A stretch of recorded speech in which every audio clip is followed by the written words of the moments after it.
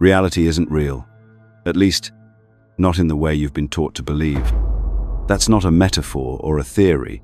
It's the conclusion of a declassified CIA document, buried for years beneath layers of government silence. According to that document, your mind doesn't just observe the world, it influences it. The moment you focus your attention, the field of possibilities narrows. Thought collapses, waveforms.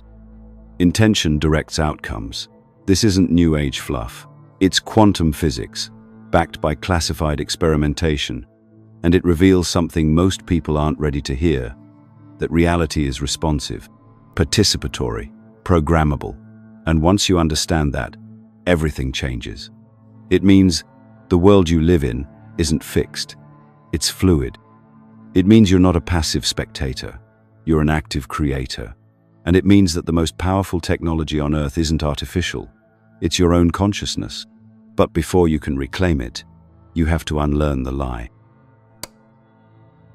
They told you reality was something you simply watched unfold, like a movie you didn't direct. You were handed a script early on, one that said the world was made of solid things, fixed truths, and cold, indifferent laws of physics. You were told that objects exist whether you look at them or not. That thoughts are private, fleeting, powerless. That you are a spectator. But what if none of that was ever true? What if the very act of observing changes the thing observed? What if, by simply becoming aware of something, you bend its trajectory, nudge it out of probability and into form? That isn't spiritual speculation. That's the observer effect. A principle in quantum mechanics so bizarre it shook the foundations of science itself. Particles don't exist in one place until they are measured. Reality, at the quantum level, doesn't settle into form until something, or someone, interacts with it. And yet, that fundamental mystery has been brushed aside in classrooms, rewritten in textbooks, and repackaged as a scientific quirk too small to matter in everyday life. From the moment you were old enough to ask questions, you were handed a worldview that trained you to dismiss your influence. School taught you how to memorize facts, not to trust your intuition. You learned about gravity and equations, atoms and molecules, but not about the role your mind plays in the reality they describe. Nobody ever told you that the same particles that make up your brain are responding to your observation.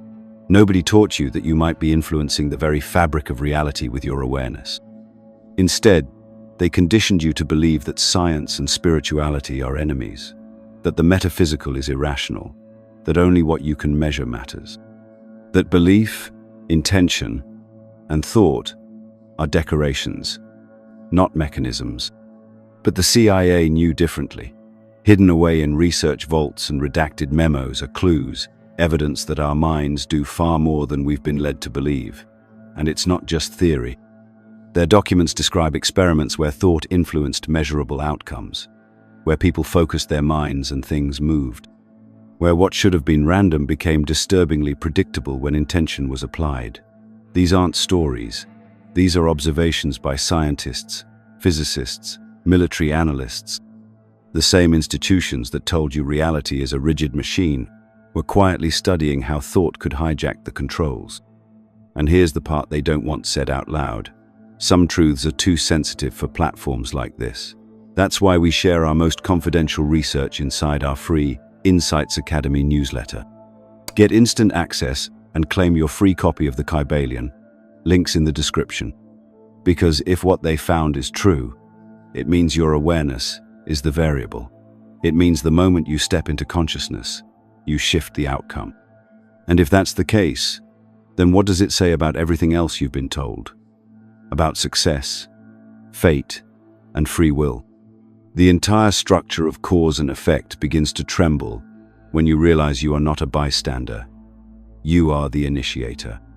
If your mind is entangled with the world around you, then every thought becomes an act of creation, every emotion a force of influence, every belief a seed that ripples outward, adjusting the field. But none of this is taught. Why?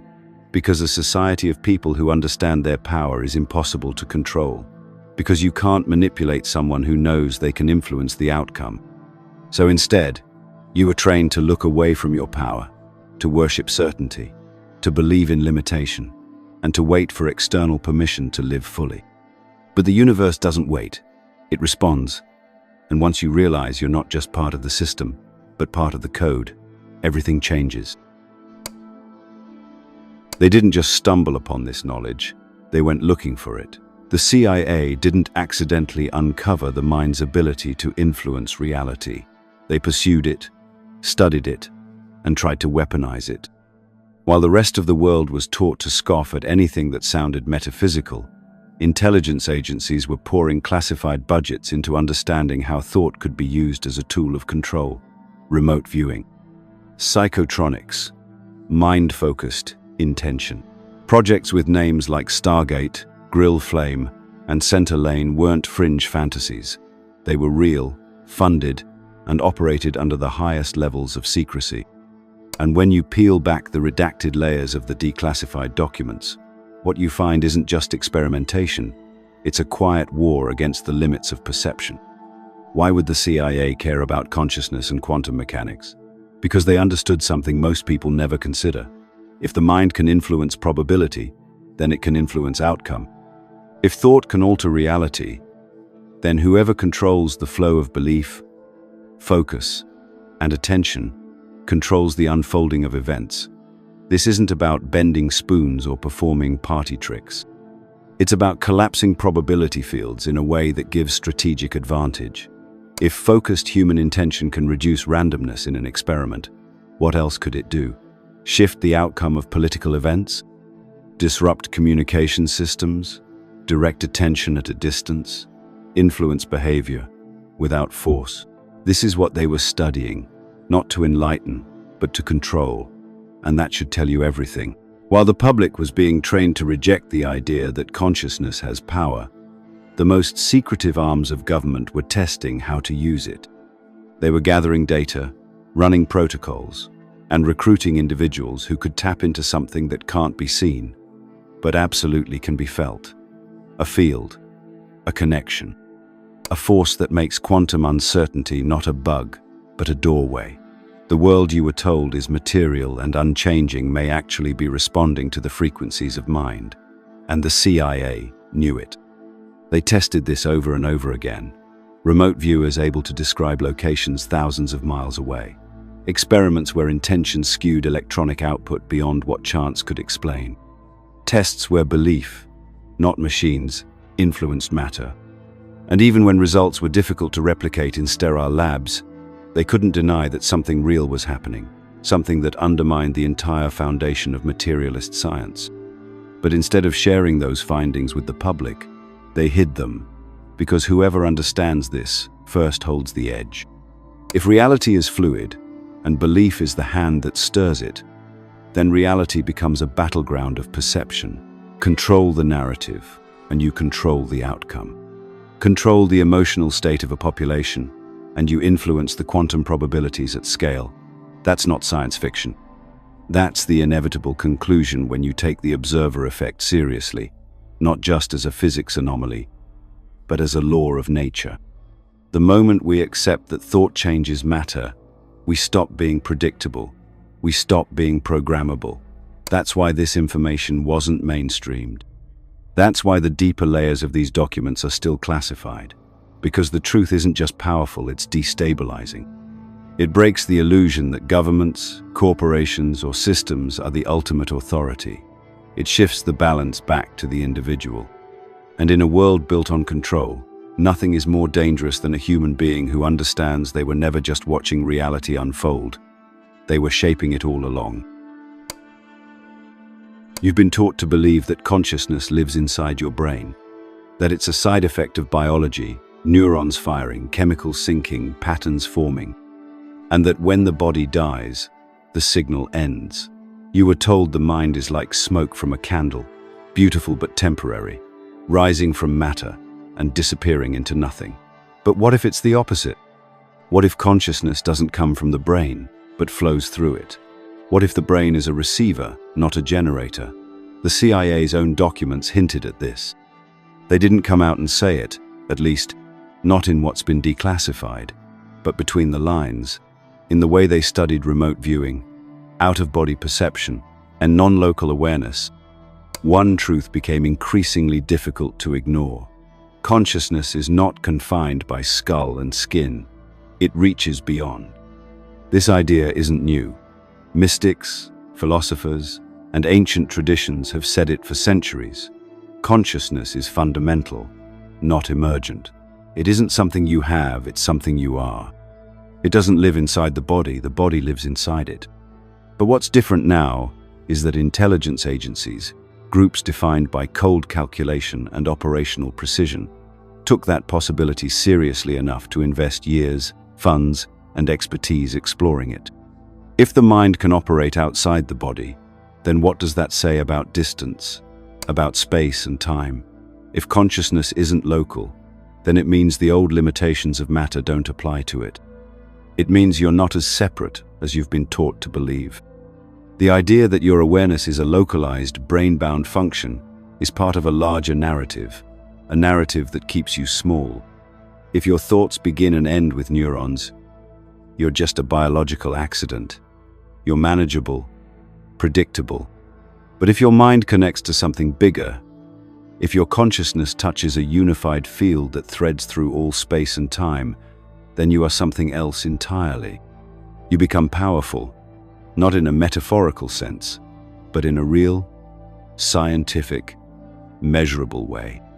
The CIA explored phenomena that only make sense if consciousness is non-local. Remote viewers weren't just imagining, they were accessing, describing details in sealed rooms across oceans, sensing movement, textures, structures, without ever leaving their physical bodies. These weren't hallucinations, they were verifiable, repeated, trained. And while mainstream science wrote them off, intelligence agencies took note. Why? Because a non-local mind can go where satellites can't, can see what sensors won't, can influence in ways no physical tool ever could. But this isn't just about spycraft. This is about who you really are. If your mind isn't locked in your skull, then your reality isn't locked in place. It becomes something fluid, connected, alive. You stop being an island and start becoming part of a network. And in that network, intention is signal, belief is data, emotion is charge. You're not a solitary spark of awareness. You are plugged into the grid of existence, able to receive and transmit. So why were you told otherwise? Because knowing this changes everything. It means love isn't just a chemical. It's a binding force in the field. It means healing doesn't always require drugs. It might begin with consciousness itself. It means distance is a suggestion, not a rule. That the things you've dismissed as fantasy, intuition, telepathy, synchronicity are not only possible, but inevitable when you stop treating the brain as a prison and start using it like an antenna. The map of who you are has been redrawn without your knowledge. They handed you a version that fit the system's needs, a version that made you feel isolated, self-contained, and powerless. But the truth is, your mind isn't in your body. Your body is in your mind.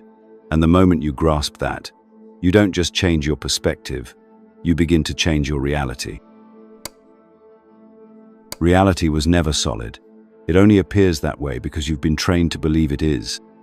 But behind every object, every interaction, every so-called fact you take for granted, there's a deeper structure at work, one that behaves less like a machine and more like a simulation. The declassified CIA material didn't spell it out with neon letters, but it pointed toward a radical possibility, that reality is responsive, that it changes based on what you expect. And if that's true, then what you think of as the world is not just experienced, it's co-created. Not just observed, it's written moment by moment, by belief, focus, and intention. This isn't a metaphor. In the quantum realm, particles don't exist as fixed things, they exist as probabilities, and those probabilities don't collapse into reality until observed. That's not spiritual poetry, that's physics, which means your expectations don't just influence how you interpret reality. They influence which reality appears in front of you. And if thought, emotion, and focus can alter probability fields, then what you're really living in is a programmable construct, one that responds not to commands typed into a computer, but to the language of belief. You've been placed inside a feedback loop. Reality reflects your state of mind, and your state of mind is shaped by your environment. Around and around it goes. Until someone tells you the loop exists, until you realize you're not just a character, you're also the coder. So why were you taught the opposite? Why were you conditioned to see the world as fixed, separate, mechanical? Because a programmable world puts power in the hands of the conscious.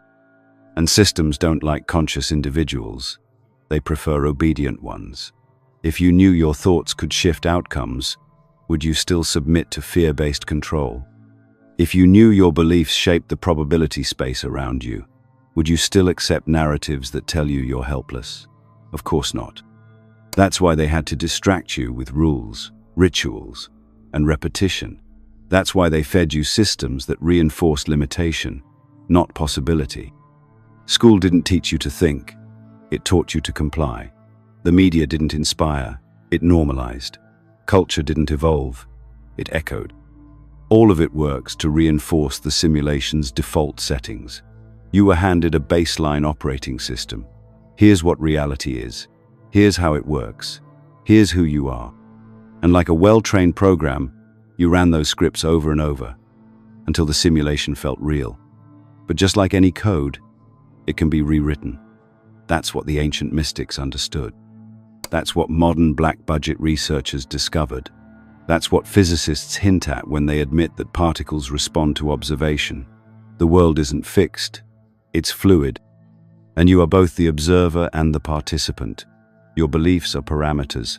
Your focus is input. Your emotion is energy, which means the moment you shift those things, reality itself shifts with you. Think about it. Have you ever changed your mindset and watched your world change with it? Have you ever expected synchronicity and then witnessed the impossible align? That wasn't luck. That was code responding to the coder. The simulation, as complex as it seems, is built on something profoundly simple: resonance. What you send out, vibrationally, mentally, emotionally, is what you get back. It's not punishment. It's not reward. It's reflection. But until you understand that, you stay trapped in a version of the program that isn't yours. You live by defaults written by media conglomerates, governments, and ancient institutions that profit off your disconnection. The real red pill isn't discovering that reality is a lie. It's discovering that reality is plastic, and you've always had your hands on the mold. The CIA didn't bury this knowledge because it was useless. They buried it because it breaks the game, because it makes the individual dangerous, not with weapons or rebellion, but with awareness, with the simple, undeniable truth that reality isn't waiting for you to react. It's waiting for you to decide.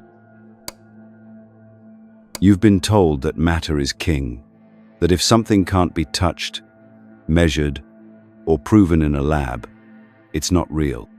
You were raised to believe that thought is internal and powerless, that emotion is noise, and that the physical world is a separate, fixed thing outside of you. But the evidence, buried in redacted memos and classified experiments, suggests the opposite. Thought is not just real, it's causal. Emotion is not random, it's magnetic. Belief doesn't sit quietly in your mind. It reaches into the quantum field and chooses which possibility becomes your reality. This isn't mysticism.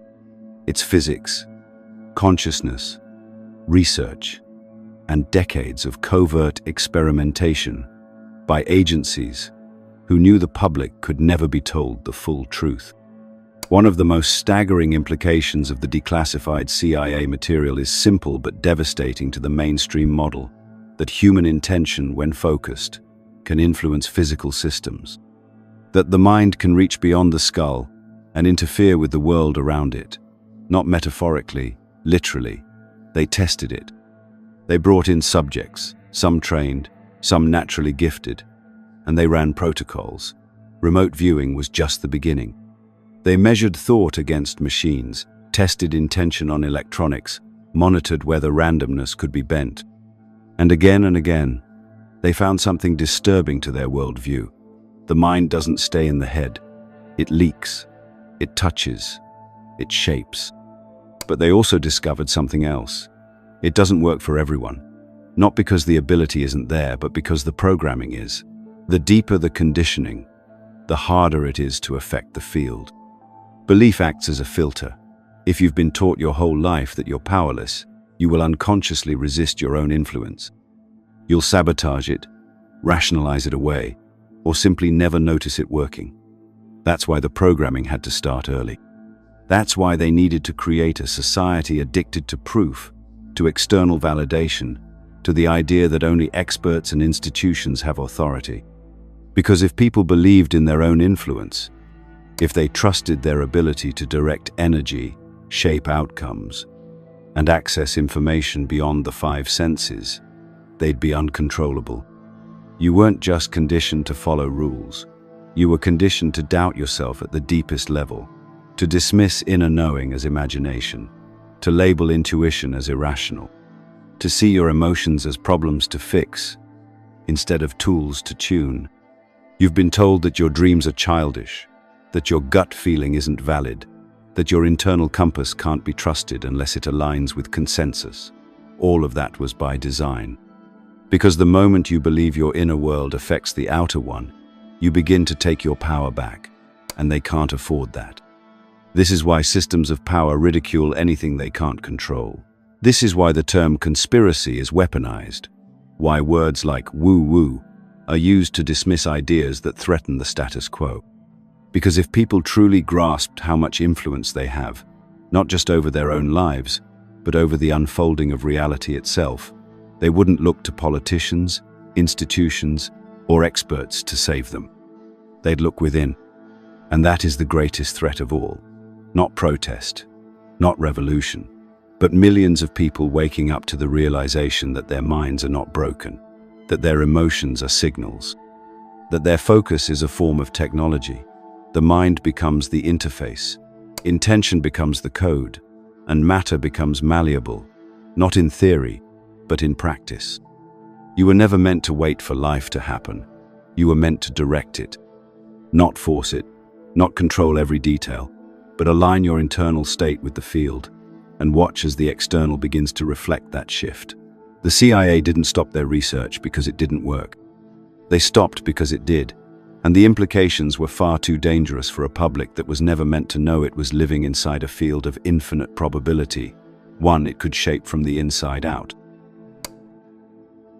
The most dangerous truths are never denied outright. They're buried, distorted, ridiculed, and then sold back to you in watered-down form. That's how the system works. And when it comes to the power of consciousness, the game has been played masterfully. While you were taught to dismiss your inner world, agencies like the CIA were running black-budget programs to explore it.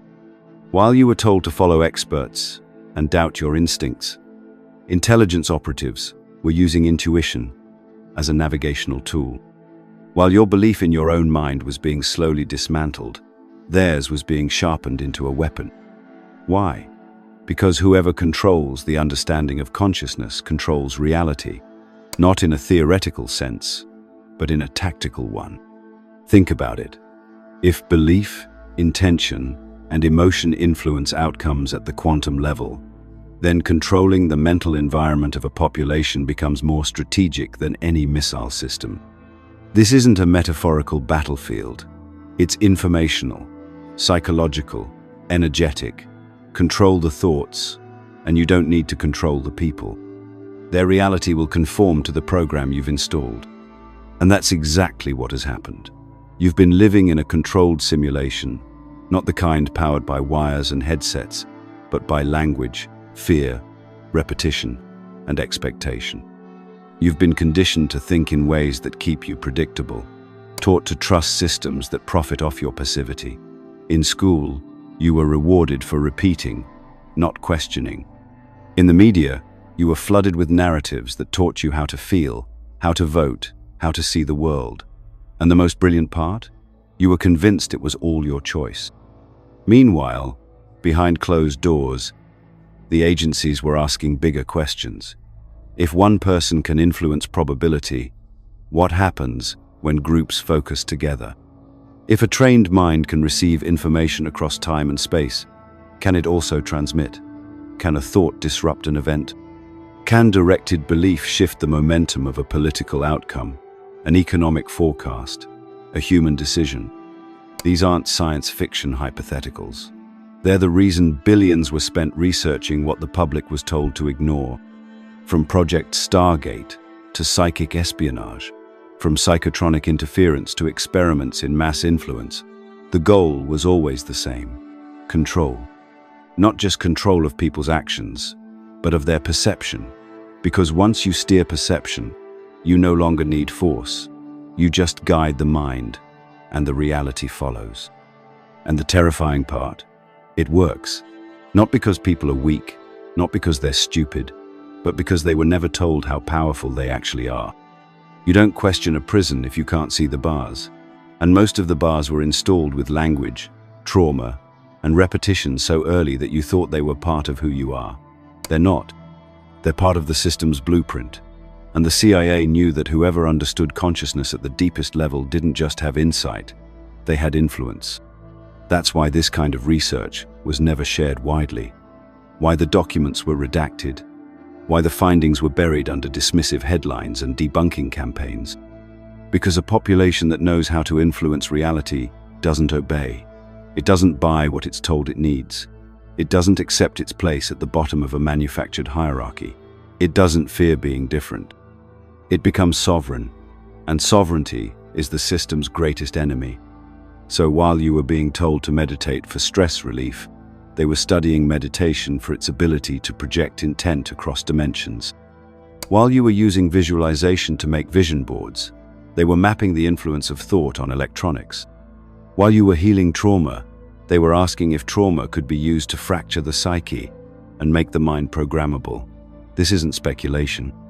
This is the documented intersection of consciousness, control, and cold strategy.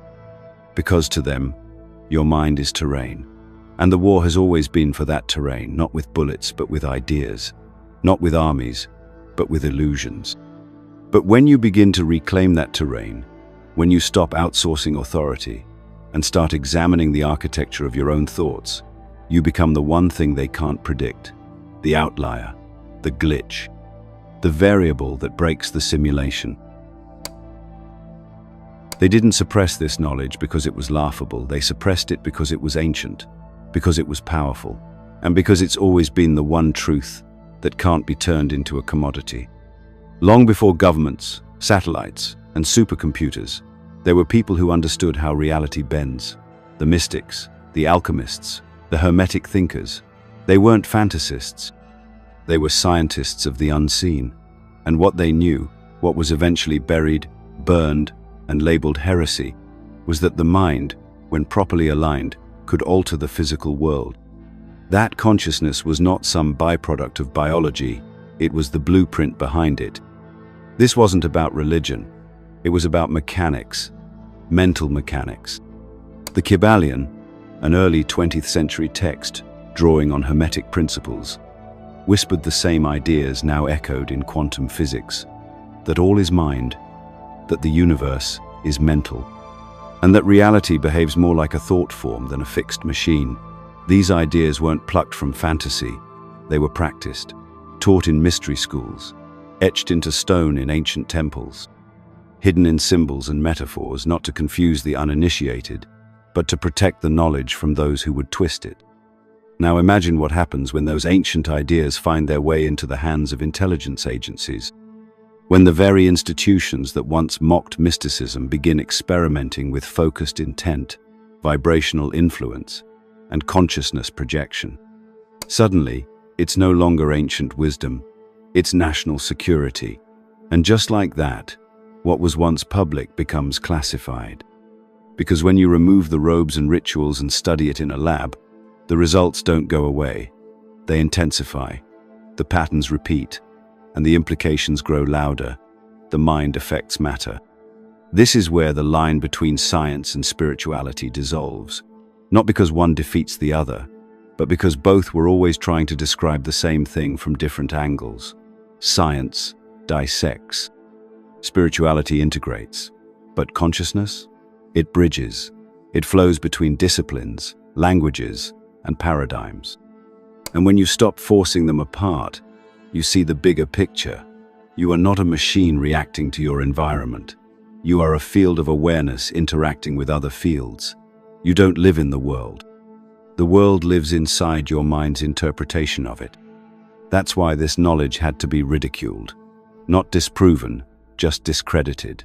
Because once you see through the illusion of separation, you begin to rewrite your reality from the inside. You stop waiting for external permission to act. You begin to recognize emotion as guidance, belief as architecture, and thought as the first movement of creation. You don't need permission. You need alignment, focus, intention, practice. This is the return of the Magus, not a character in fiction, but a state of being. A human who understands the rules beneath the rules. Who sees reality not as a sentence, but as a script, one that can be rewritten. And yes, this power was once common. It belonged to healers, seers, visionaries. But it was stripped from you, hidden in vaults and rituals, because those in power knew what it meant. A person who can create their own path doesn't follow orders. A person who understands vibrational cause and effect doesn't obey out of fear. A person who sees reality as programmable doesn't buy into the default. So they sold you the opposite.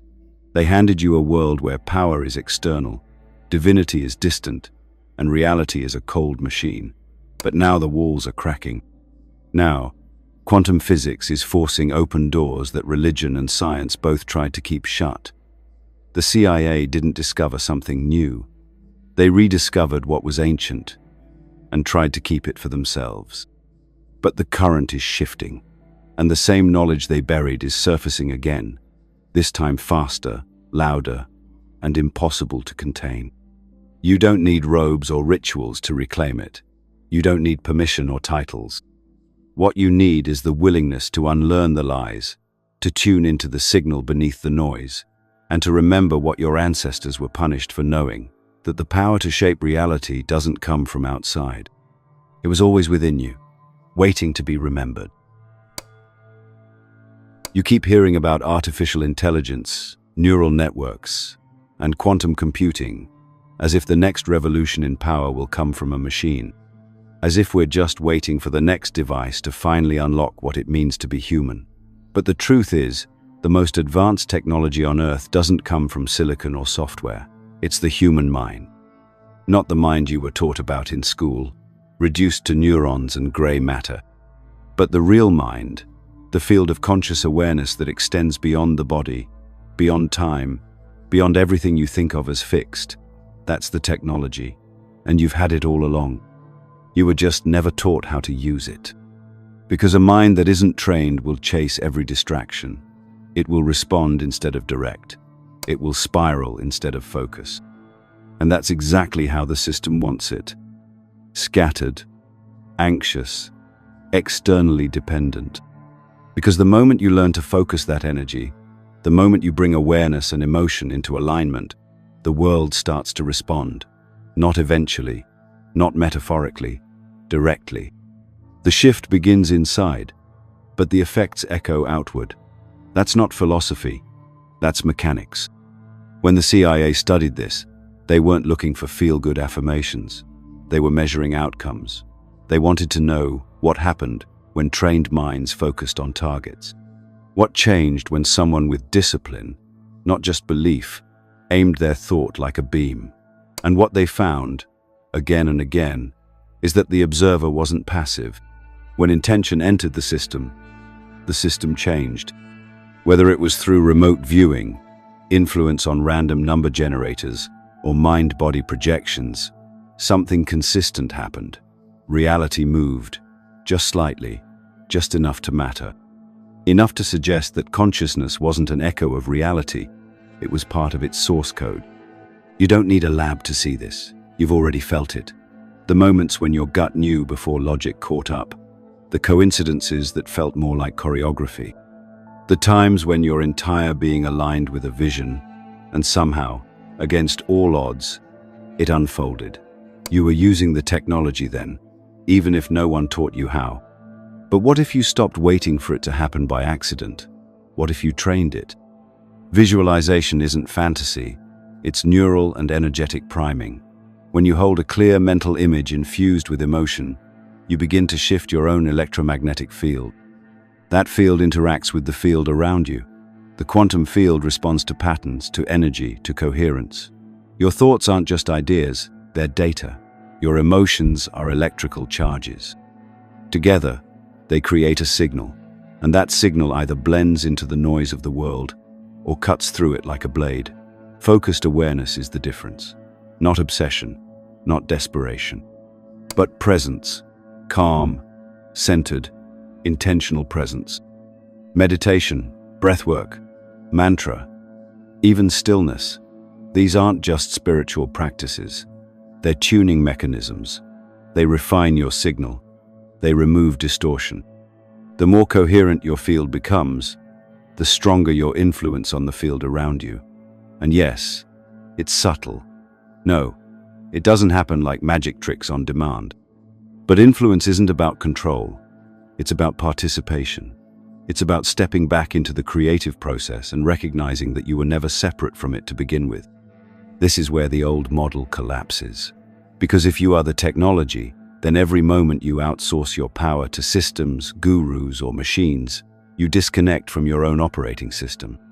You forget that consciousness is scalable, that the more aware you become, the more refined your influence becomes. That awareness is cumulative, like skill or muscle, and that you don't need to master it overnight. You only need to start using it consciously. Your breath is a switch. Your thoughts are dials. Your emotion is frequency. And your belief, that's the code that determines what the entire system allows or rejects. You weren't made to sit in front of screens waiting for the next invention to liberate you. You were made to remember what the ancient mystics and the modern scientists have been circling in parallel, that the next evolution of power isn't technological, it's internal, and no one can take it from you once you learn how to wield it. You were never meant to just observe life from the sidelines. You were never built to simply exist inside someone else's design. The system taught you that reality was fixed, external, and happening to you, but that was the first lie. The truth? You are the architect, not of fantasy, not of illusions, but of the very framework through which reality emerges. And now that you've seen behind the curtain, now that you understand the intersection between quantum phenomena, focused intention, and strategic suppression, you can't unsee it. The question is, what will you do with that awareness? Because awareness without action is just another form of entertainment.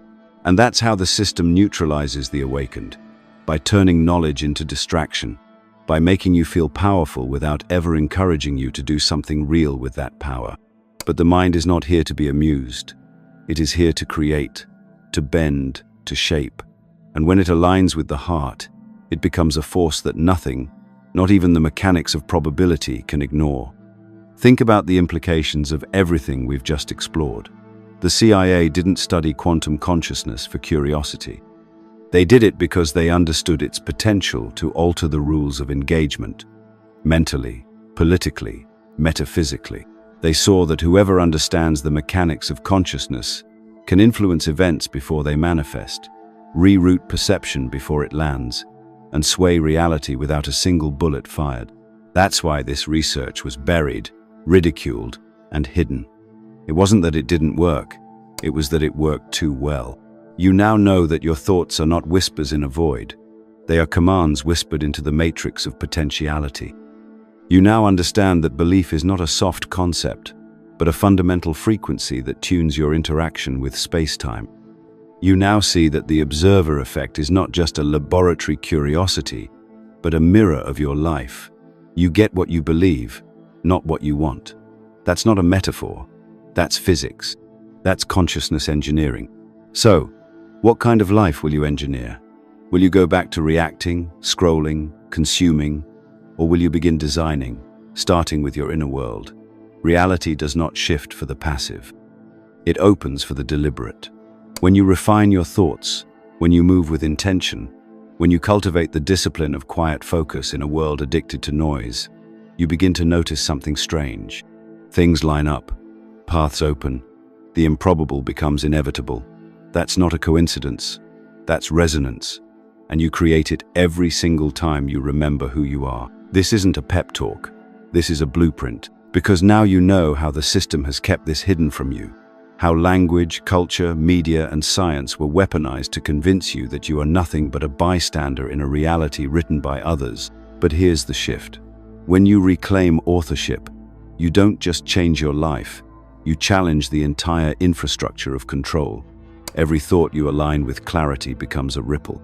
Every act of intentional living becomes a disruption. And when enough of us step out of the trance, the simulation has no choice but to respond. That's the true power of quantum awakening.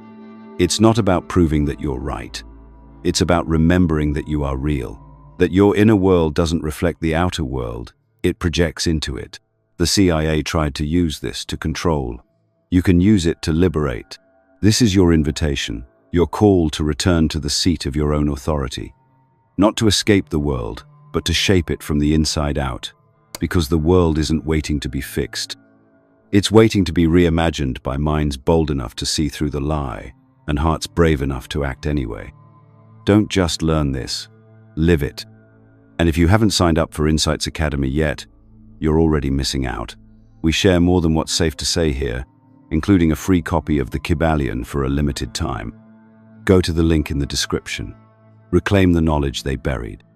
If this video resonated with you, let us know by commenting, "I understood it."